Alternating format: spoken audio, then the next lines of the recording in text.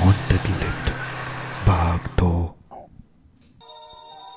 पर लिफ्ट का कोई भी बटन अब काम नहीं कर रहा था। रोहित को बहुत अजीब लग रहा था। बटन्स को प्रेस करने की कशमकश में रोहित को महसूस हुआ कि कोई उसके पीछे खड़ा उसके गर्दन के पास सांसें ले रहा है।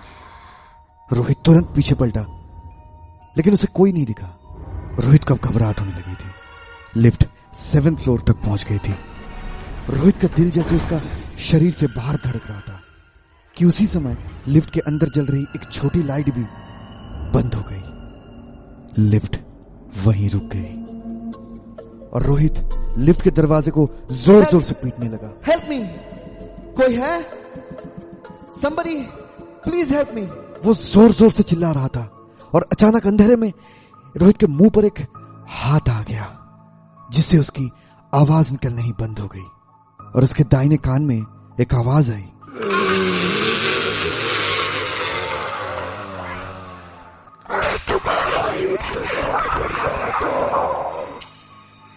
अब रोहित की हालत इतनी खराब हो गई थी कि वो होश खोने लगा था। पर कुछ ही सेकंड्स में लाइट्स वापस आ गई। अब भी लिफ्ट में अपने अलावा रोहित को कोई और नजर नहीं आया, पर उसे यकीन था कि उस लिफ्ट में उसके साथ कोई और तो जरूर है। इतने में लिफ्ट 7th फ्लोर जाकर रुकी और उसके दरवाजे खुले। लिफ्ट के खुलते ही रोहित सीढ़ियों की तरफ भागने लगा। रोहित इतना घबरा चुका था कि उसके मुंह से चीख भी नहीं निकल पा रही थी। उसे अभी भी ऐसा लग रहा था जैसे कोई सीढ़ियों पर भी उसके पीछे पीछे आ रहा है। सीढ़ियों से नीचे भागते भागते उसके कानों में किसी की हंसने की आवाज गूंज रहा था। जैसे तैसे करके रोहित रिसेप्शन तक जा पहुंचा और हांफते हुए रिसेप्शन वाली लड़की को कहने लगा, लिफ्ट 7th फ्लोर, वो आदमी, वो आदमी।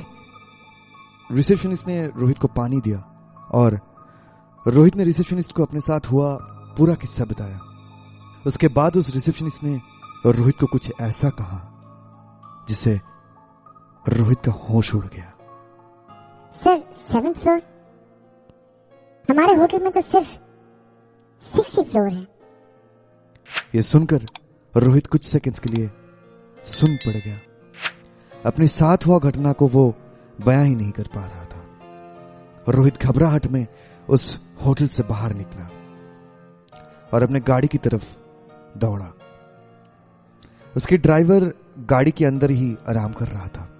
उसने ड्राइवर को जल्दी गाड़ी स्टार्ट करने को बोला और ड्राइवर ने भी उसकी हालत देखकर तुरंत गाड़ी स्टार्ट कर दी। होटल से निकलते हुए रोहित ने गाड़ी के रियर व्यू मिरर में देखा तो उसे होटल की एंट्री पर खड़ी वो रिसेप्शनिस्ट लड़की दिखी और उसी के ठीक पीछे खड़ा एक बहुत बड़ा सा काला साया था, जो उसे देखकर मुस्कुरा रहा था।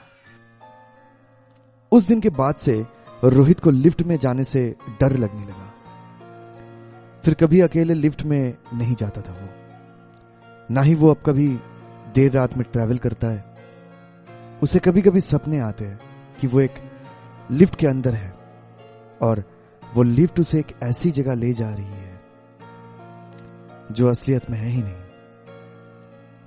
और जहां वो हमेशा हमेशा के लिए फंस जाएगा।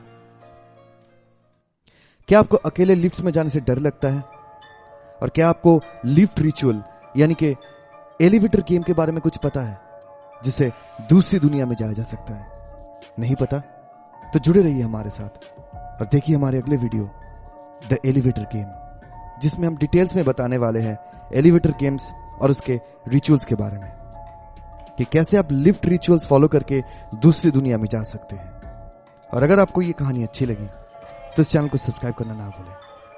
तो देखते रहिए डरना मना है।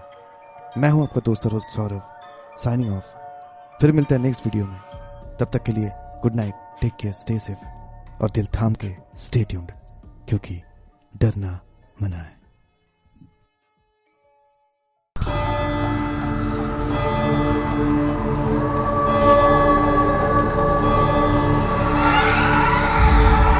You're watching